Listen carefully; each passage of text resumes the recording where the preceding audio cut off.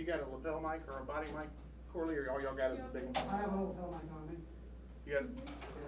yeah, you wanna throw it up here? That's fine. Thank you. We'll make a little exception. Thank you. I appreciate it. You're not gonna make it out to the vehicle and back, so. But it's, you know, happy Friday, right? Yes, thank you. I appreciate you, sir. 15. And it's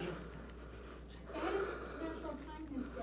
Oh, look at that. Who cares? So stick to Friday 13th for kindness. Don't tell Dan It's already ruined. I was gonna hit my favorite food truck at 5 o'clock and said I'm here. And then- that. Right? So I there. got off at 3. Oh, sob story, sob. Well, I mean, I'm with you. I was right. When did you send out your Who? your double homicide arrest last night? Right? I'm sitting there 10 minutes later writing it up and You got on the same time yesterday. seeking What's that up tell you? this son of a bitch and all the crap he's done. You need a mic check? We good? Mic check, I'm 1, good 2. right now. Mic check, 1, 2. Testing, 1, 2, 3. Testing, 1, 2, 3. Wonderful, thank you. All right. Corley B. Undersheriff Pat Ivey. Okay.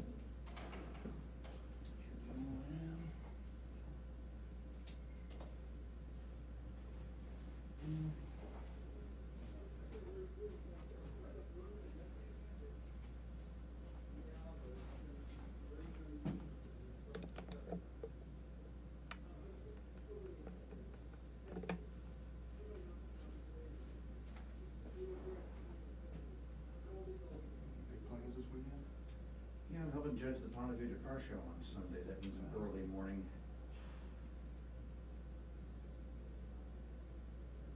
But other than that, no, nothing. Thank goodness. Should have come by the other day. I had the new GMC pickup truck with the multi-way tailgate and a built-in Bluetooth kicker speaker system. My brother just bought one. I just bought a new truck. I got a, oh, shit. Turbo. Yeah, it's a little crappy inside. I mean, even with the GMC Sierra, you know, fake leather, it's a little cheap inside. I think the Ram is a better feeling truck. Oh, yeah? But, you know, and that tailgate with that extra piece in it and the kicker sound system is heavy to lift. Right. But I got it to, I Bluetoothed it in, It doesn't automatically go up you there? can drop it, Oh, but you not gotta up. put it up, back up.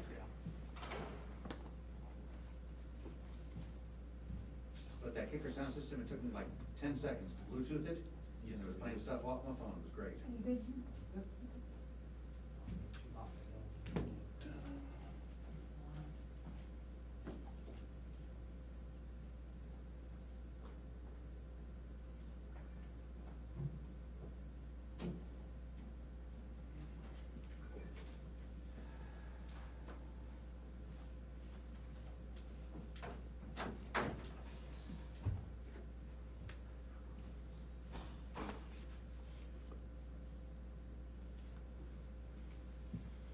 Everybody ready?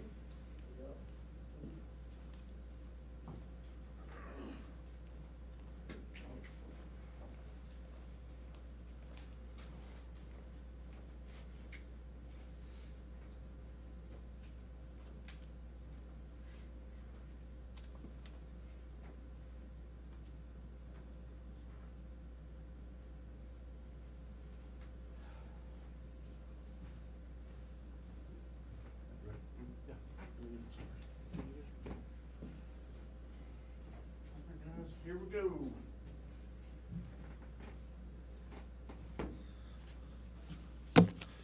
Good afternoon.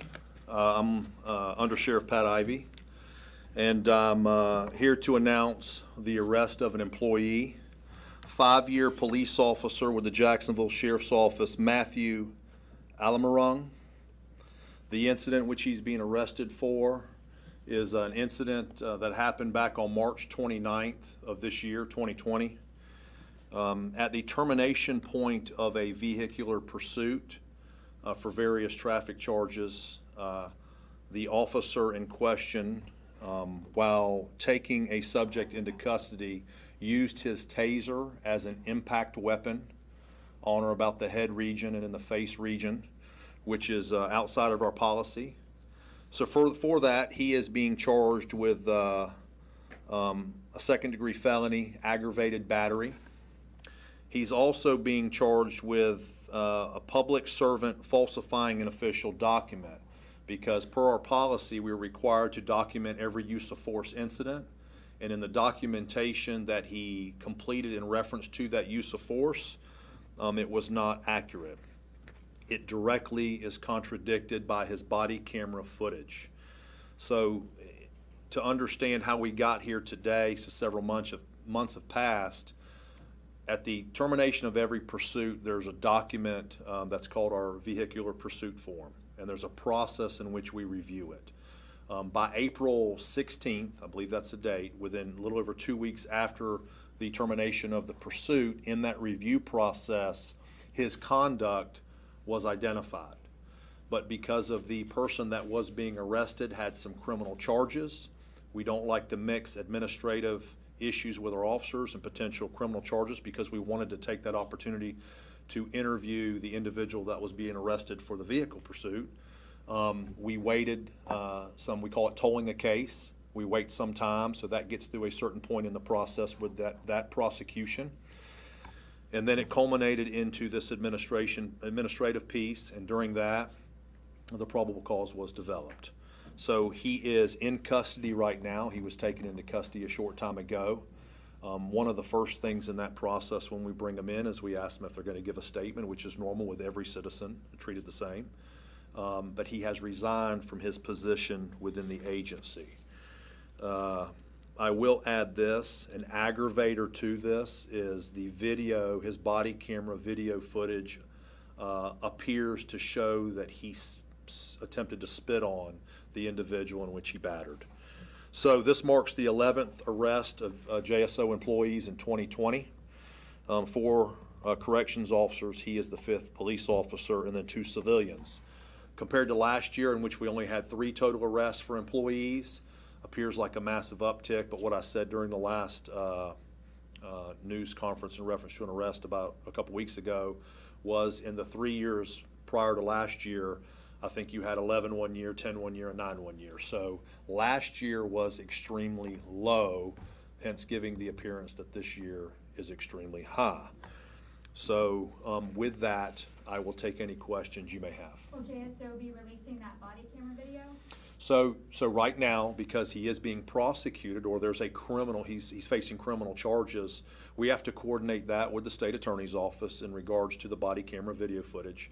They have obviously seen it because we did a warrant for his arrest today. We'll come to, when they get to a point that it hopefully will not be impact their case, the releasing, that will be the juncture in which it will be releasable.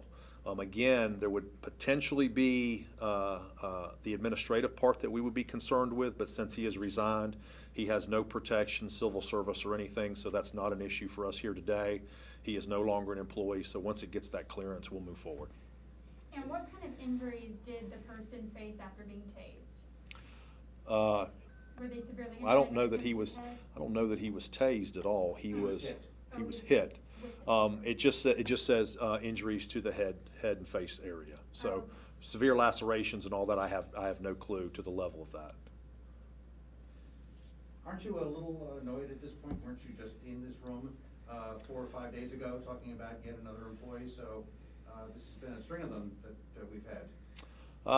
Annoyed? No, I wouldn't say annoyed. I'd say twofold. First is obviously you wish it didn't happen. You wish the number was 0 every year, but that's not reality.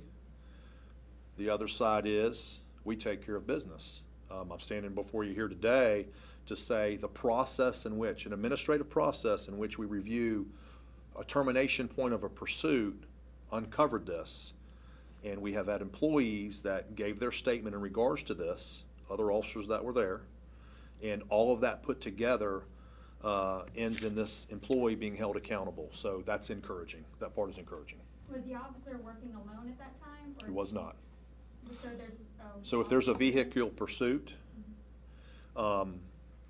pursuits usually aren't a singular officer activity, police activity. But I think your next question is going to be, are we looking at charging with anybody else? There's no information at this point in what we've seen and what we've uncovered in this case that would indicate that we're going to arrest anybody else in regards to this. And with some fairly new employees having now been arrested and charged with things, is there any thought to upgrading some stuff at the academy, or maybe doing some annual retraining on certain processes that maybe people should be refreshed on? So, Dan, I would say this. No level of police training, I believe, is needed to train away or to get out of someone that you don't batter them. But we do train in our high liability areas. I think the training is great training, but to say that you're going to train this out of an individual, hence there were multiple people, which eventually you will see when the body camera video footage comes out. You will see multiple officers engaged in this situation, this exact one, and only one guy is being arrested for his behavior.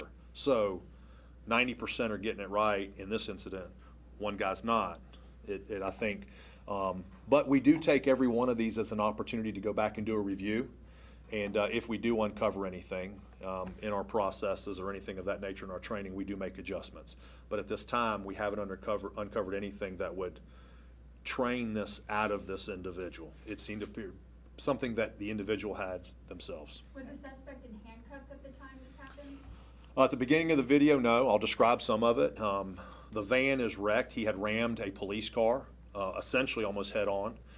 He's being taken into custody by two officers at the door to the van, the driver's door to the van. They're trying to extract him from the van, which is okay to do. And as they're attempting to extract him, Officer Alamarung comes from behind those officers, reaches over them, and begins to commit the actions of which we saw on his body camera.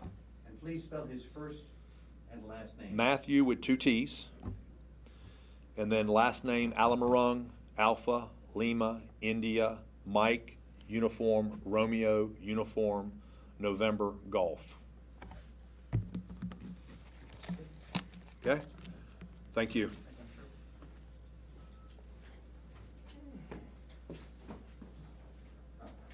you, sir. Thank you.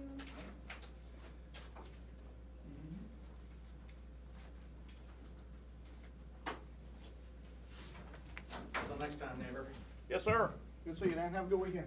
You too. Good.